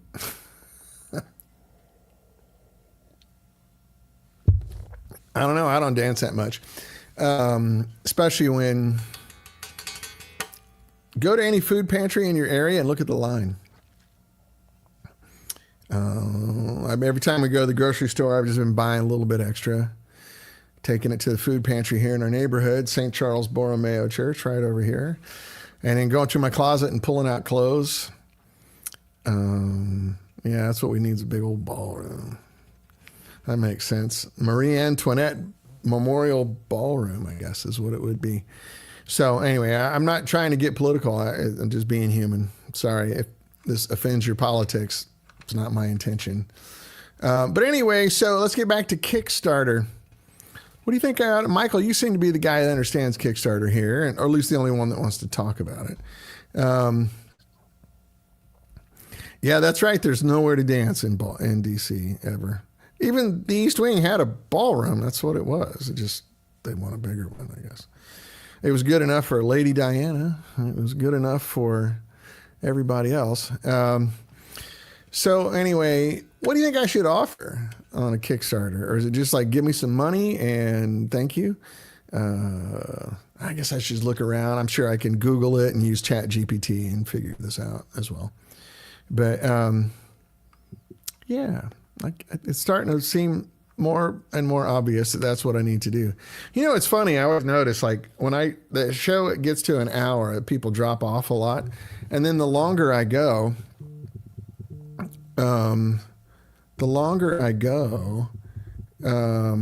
more people come on. Like Joe Rogan thing or something. Like if I go 2.5 hours, will I end up with offer personalized experiences and unique, easy items? Yeah. Well, the personalized experience would be great. You know, I was always thinking if you buy an amp, we'll do a FaceTime, we'll play some guitar together. I'll walk you through the settings that I like. If you're here in Los Angeles, you can come by and we'll play some guitar together and take pictures and have a good time. Go out to lunch, you know, that sort of thing. Or I'll cater a lunch at the shop. And we'll have a good time, get some videos and pictures, and you playing your amp. You can come here for like for BMW, you can go to Munich and pick up your car if you want. Do the same thing here.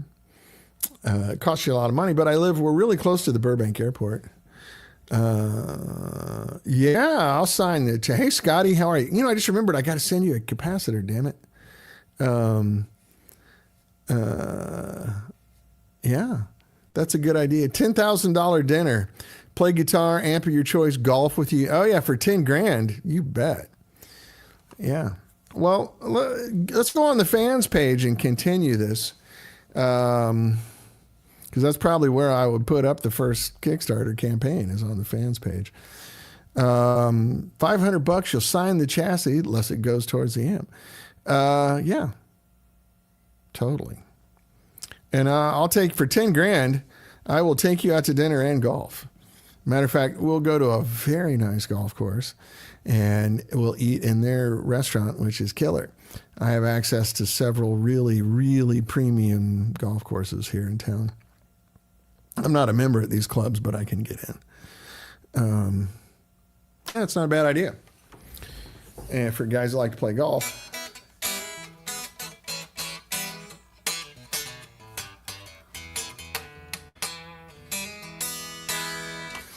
Anyway, how are you, Scotty? I'm going to call Marty as soon as we stop the show here and get you your cap. I'm so sorry. It's been kind of a crazy week. It's been a little bit of a challenging week for me. So above 1K, you get to pick your toe legs. Well, I let people pick their toe legs anyway, but yeah. That's the key to the Kickstarter. Offer a few really personalized experiences, very limited, than a bunch of smaller, easy categories. I've got ideas for days when it comes to these. Yes. Michael, let's go over to the fans page and start a thread over there. I'll start it. You can jump in. I love all these ideas. It's very helpful. I appreciate it sincerely. Tom, good to see you, buddy. I'm glad you're well, man. I hope you're feeling good. Go start your day. Go out and take over the world in Australia. I'm not going to say g'day, mate, because that would be insulting. My Australian accent's really bad. It's Crocodile Dundee. That's all I know. That's not a knife. Come on, Bruce. It's bad, right? It's a very bad Australian accent.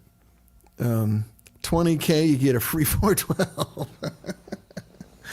Yeah. Joe Lorish asks, what are your thoughts on amps versus digital setups that have become popular? I'll never go digital, but some friends have. You know, I like it. I don't mind it. I don't really have a hardcore disposition either way. You know, it's music. So if it makes you happy, it's good. I worked with really good digital gear at Line 6 and at Roland for 8 years. I contributed to the Helix product that you see now.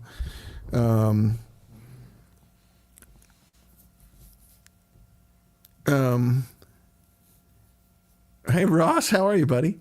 Good to see you. I think it's just personal preference, Joe, to be honest with you. I think you can make really good music on digital amps. They're different. Better or worse?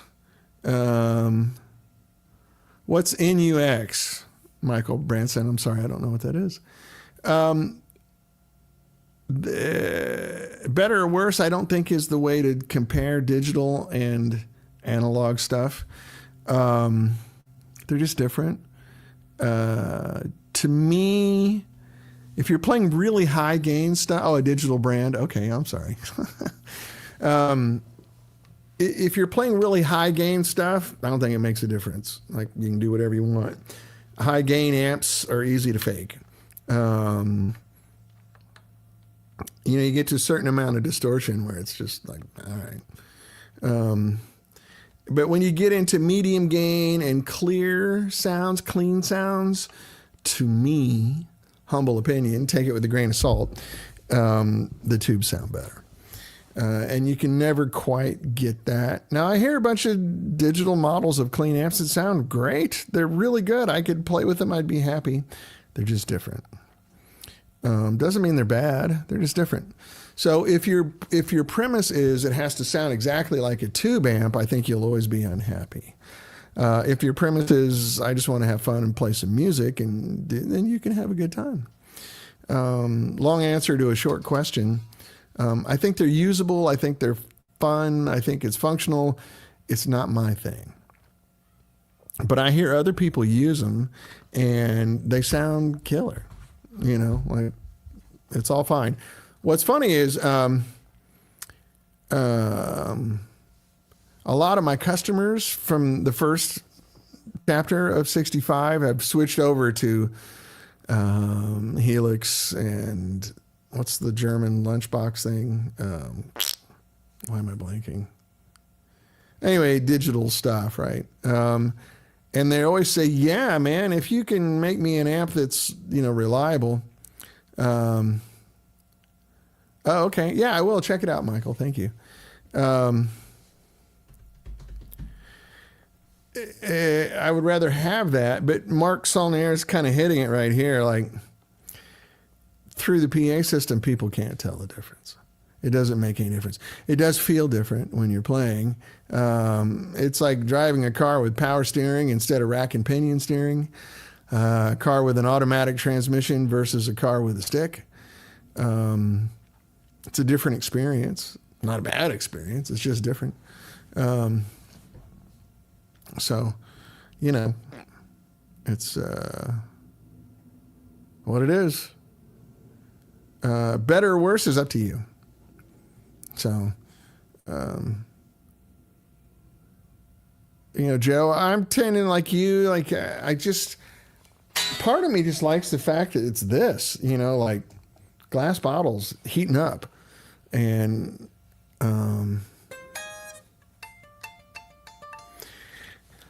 yeah, that's true, Michael. A lot of tours are like that now. He said, I've even heard that big tours like Warped, et cetera, are requiring bands to go pedal board amps only, no backline, cheaper to transport and less maintenance. Right? Yeah, you keep it in a backpack. And like say for certain kinds of music, it doesn't matter. There are bands that are completely digital, like Garbage, if you've seen them live. All they use is Helix and electronic drums. That's it. There's no amps on stage. There's nothing. They're all on in-ear monitors. I went to the rehearsal once over here at Mates, and all you could hear was clickety, clickety, click. You could just hear.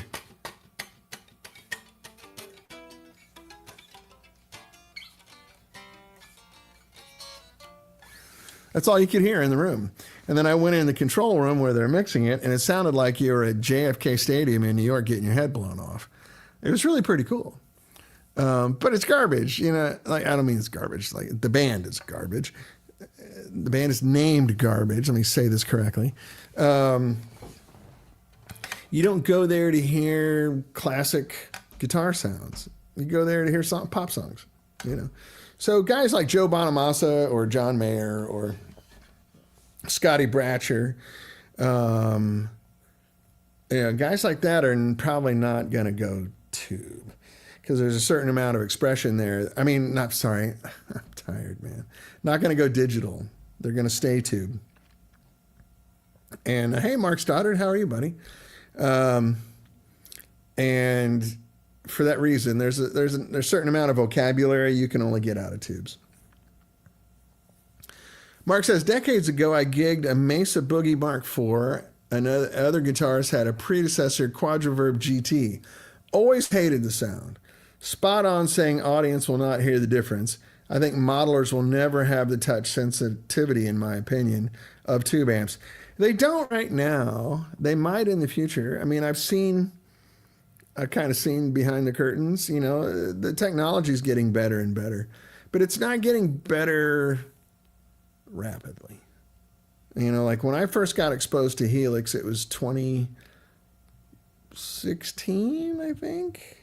2016 NAMM. And the Helix Stadium that just released this year. So, what was that, 9 years later? It's definitely improved. It's really improved, but it's more like interfaces improved and the software is improved.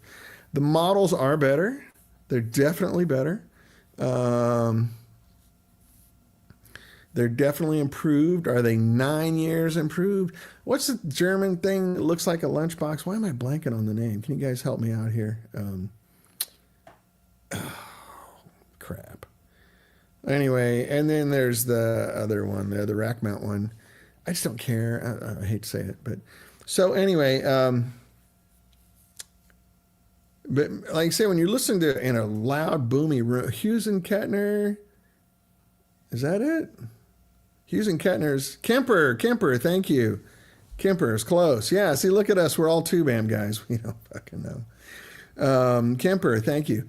They're all getting better. But I think if you're playing something akin to a Dietzel amp or a high gain Bogner, you can get away with that in the digital world, especially through a PA system.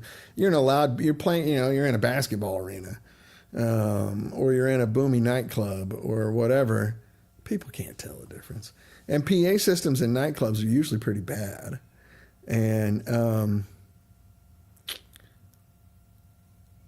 Scotty Bratcher makes a good point. I know guys that can rebuild an amp on the road. That's how I learned to work on amps, rebuilding my own stuff on the road. I was a guy with a flashlight in my mouth on break, fixing my amp, backstage. But you can't do that with a Kemper. That's right. They just different needs, like it's not the task, it's not the tool for your job, Scotty, at all. You can make it work if you had to.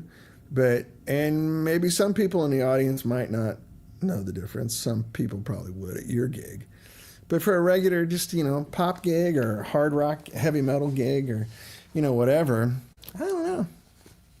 Or you're in Metallica. Yeah, I don't think, the higher you go up on the gain scale, the less important it becomes. You and my uncle, great designer and mechanic. Oh, thanks, man. Yeah, I learned to work on amps working on my own stuff. And I didn't have any money to pay a tech. And I started playing out on the road when I was in high school. So, I grew up in Columbia, Missouri. So if we were in Wichita, Kansas, in middle of February where there's a foot of snow on the ground, and my amp took a dump, guess what? I had to fix it. And I figured out how to do it. And I had a little toolbox with resistors and capacitors and fuses and electrical tape and a soldering iron and extra tubes, a full complement of tubes for all my amps, all that stuff. Yeah, you're right, Phil. You lose some nuance when you go up to high gain stuff. It's a square wave. Like in my opinion, just use a pedal. But that's just me. Square waves, there's not much art there, but it gets down to the components and the transformers, and Dietzel sound great. That channel 3 on a Dietzel VH4, it's great. It's a cool sound. Fun to play too. Like, it's that thing. I dig it. It's cool. I would never buy one, but I have fun playing them. I've played some Wagners that I love. I've played some Mesa Boogies that I love. I played some Friedmans that I love. It's a different thing. Anyway, we really got off on the tangent here. We're almost coming up on 2 hours. But anyway, I think digital has a place in the world, and I don't really look down my nose at anybody using digital gear. It doesn't bother me at all. It's just not my thing, Like, I kind of treat it like food. Like, I'd rather have a bratwurst with hot mustard and sauerkraut and onions on it than I would a hot dog. Or a Polish sausage, but like, a Dodger dog with mustard and ketchup and relish on it. It's good. I'll eat it. Especially at a Dodgers game. Go Dodgers. So anyway, and then, there is the functionality bit of it. Like, I get it. Like, I worked on this amp for Line 6 called Catalyst. I built the prototype with another guy there. Now, their final product is not what we made, so it got changed. I'm not real thrilled with the changes they made, but I used to work in a music store, and, when the kid comes in on a Saturday and the dad's like, shit, I don't want to spend this money. I don't have the money. And the kid's trying to talk him into nice, big, expensive amps. And there's that little, Boss Katana amp sitting there, or the Line 6 Catalyst or whatever. And they go, how much is that? And the guy says $399. Oh, okay. And it's got a bunch of good sounds built into it for a kid. Perfect. Do that. Oh no, I'm going to buy this 65 that's $4,000 and it's got 3 sounds on it. And if you play guitar less than proficiently, it's not going to sound good. Michael Branson asks, are you a fan of Line 6's wireless solutions instead of cables? I got to admit, I don't really know them that well. The original ones, the rack mount ones, were great. But, you mean like the one that's in the pedal boards you can get, that charges on the pedal board and stuff? I think they're fine. At that price point, you're not getting high-end wireless, right? There's just no way. Nothing's free. I'm not a huge fan of wireless anyway. To me, it always changes the guitar, even the really high-end wire. Because my customers have these amazing wireless systems. It changes the guitar, and you need to have that drag control on there so you can keep where the guitar sees some impedance, where the pickup sees a little bit of impedance.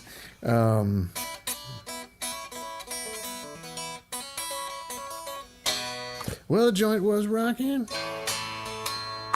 going round and round. Yeah, reeling and rocking.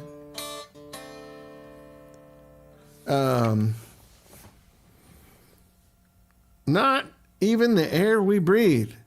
Ha, great for bass. Yeah, that's probably true. You can get away with more with a bass rig than a guitar rig. I mean, I like the functionality of wireless. It's great to run around, and almost everybody I know playing on a big stage has a wireless rig because you have to entertain people, But a lot of guys I know too are just going back to chords. Like, long chords sound better, even with really high-end wireless stuff.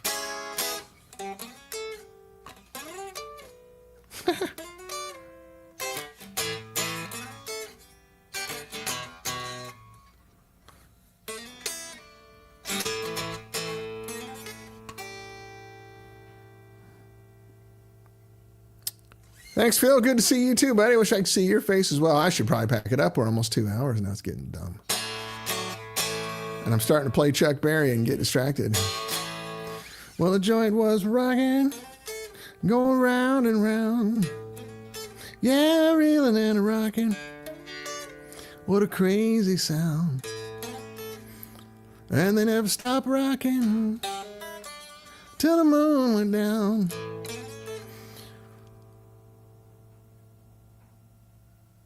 Well, the place was packed. Both doors were locked. Yeah, the place was packed. Both doors were locked. And then the police knocked. The doors flew back. But they kept on rocking. Going round and round. When are you getting back on stage? Those days can't be over. I'd love to. I really love to. Time and money are the thing. You know, what we had at the old shop was a full stage setup. Some people could come over and Rob Price, you use wireless so you don't get electrocuted. Yeah, no, wireless is great. I've used it before. But you don't do it because it sounds good.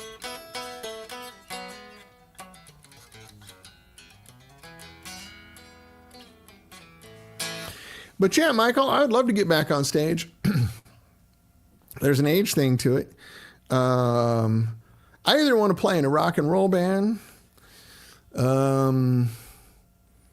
Like seriously doing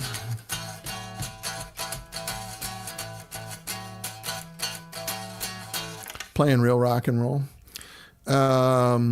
With people who take it seriously, not just do it as a laugh. The problem is, they're pretty thin on the ground. The only guys I know that still like to play rock and roll and do it correctly are in their late 70s.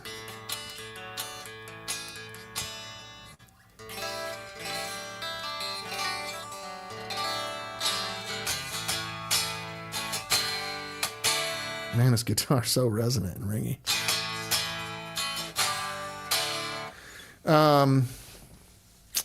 Or, you know, just in a fun cover band, you know, doing stuff from my youth that I like. Not like current radio pop kind of things, but just cool music, 70s, 80s, 90s, 60s, really, 60s through 80s kind of stuff, you know.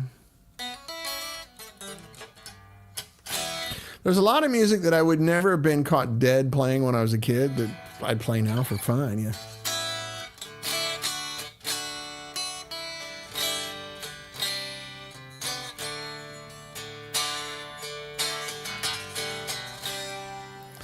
Was I ever a Dead fan? A mild one, not a big one. There's like a handful of Dead songs I really like, but I never bought a Dead record or anything. Growing up in Missouri just wasn't that big of a thing. The hippie bands that I listened to were like, you know, Green Grass and High Tides Forever, those kinds of songs. You know, Black Oak, Arkansas. You know, Allman Brothers, you know, that kind of southern hippie bands.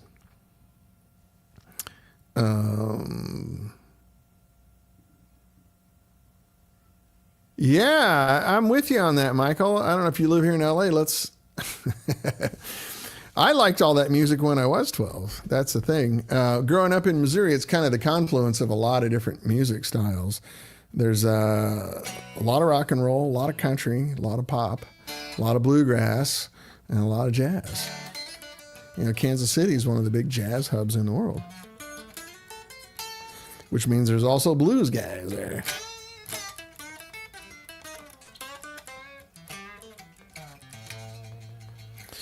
But I saw Johnny Cash.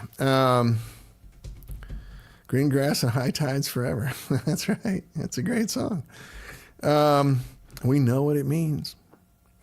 I saw Johnny Cash when I was...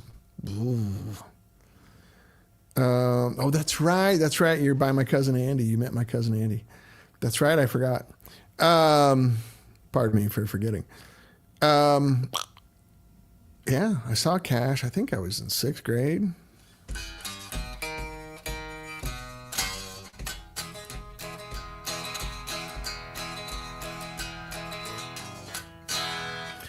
I saw that in person. Man, when he comes out and goes, "Hi, I'm Johnny Cash," through a huge PA system in the basketball arena at the University of Missouri, I was like, dang, that was good.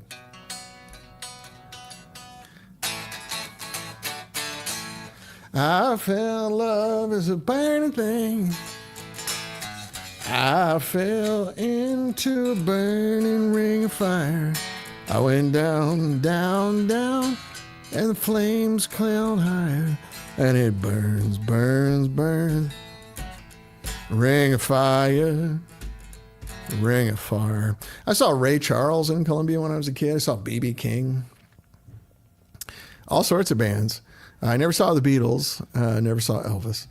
But yeah, I saw all that stuff when I was there, when I was a kid. But I heard it all the time.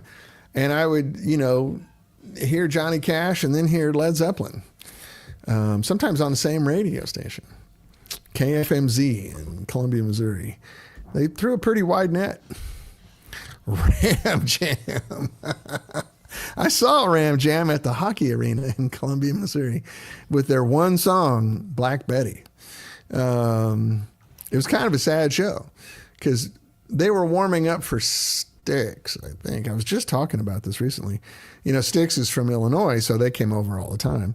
And they were warming up for Styx. This is before Styx got big. I think, Light Up Everybody, all that stuff had just kind of started getting traction. And Ram Jam came out, and people were leaving, they're going out in the lobby, getting some food, getting beers or whatever. And so they're like, fuck it, like we're going to play. Scotty, are they from Oxford, Ohio? Yeah, they started playing Black Betty, and everybody went running back in. Oh, Black Betty, Rambaland. Black Betty had a child, Rambaland, the damn thing gone wild. Right, all that stuff, and everybody came back in. They weren't done. Like, we thought, oh, that's it, right? And then Styx was coming out. And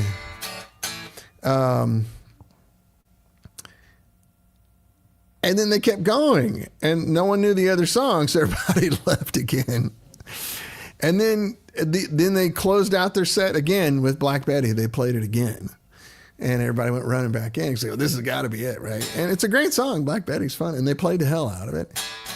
They're good musicians. Guitars sounded great. I remember it really well. I think I was 7th grade. If it was at a hockey rink, it's an underage show at the University of Missouri. So, but I remember seeing the guys in Styx with a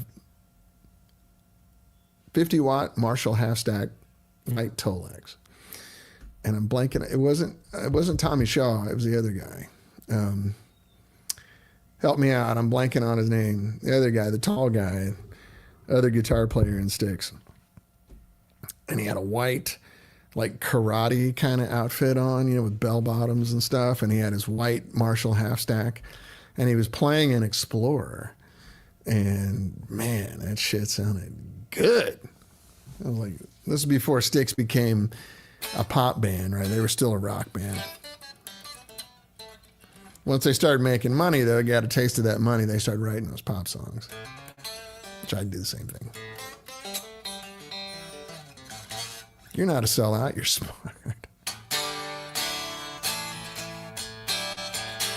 Well, it's 2 o'clock here on the West Coast.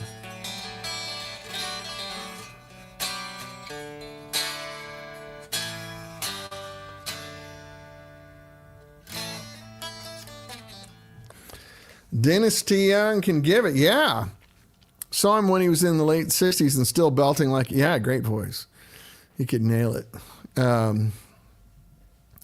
This was early Styx that I was listening to live. Before they got big, they never came back and played the hockey arena again in the University of Missouri once they got big. But Working Man, Blue Collar Man, whatever it was called. And then Pieces of 8, that was the album. Pieces of 8 had just been released and was starting to get traction. And it wasn't long after that they were too big to come play at the University of Missouri hockey rink anymore.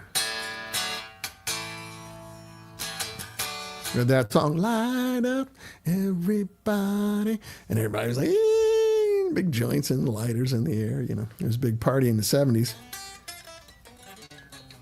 But I got to tell you, there was so much smoke in the hockey arena when I went to these shows. that if you were in the back of the room, you couldn't see the stage very well.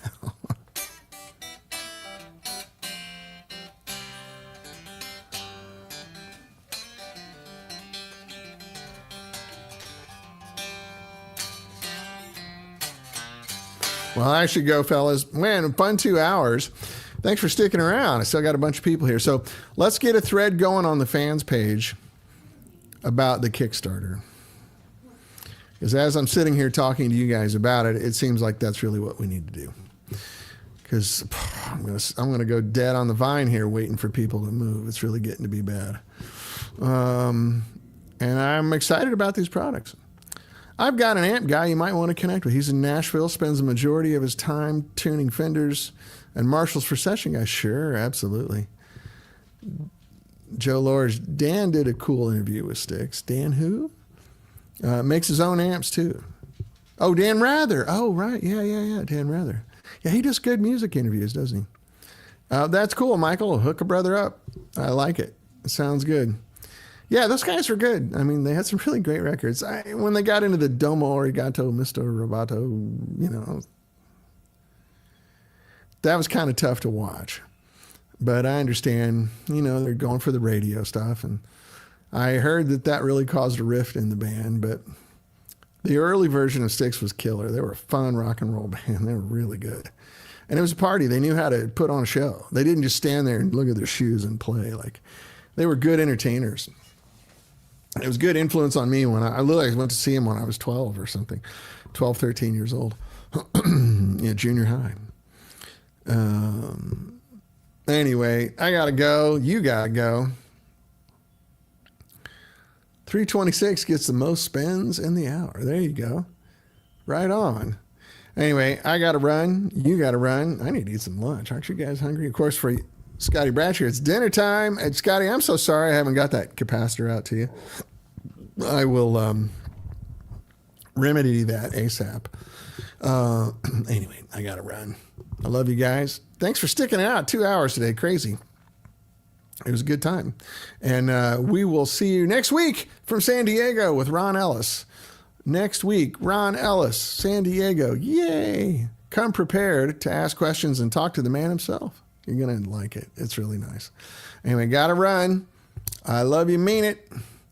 And good luck getting through the week. Fingers crossed, right? All right. I mean it. Love you, mean it. Bye-bye.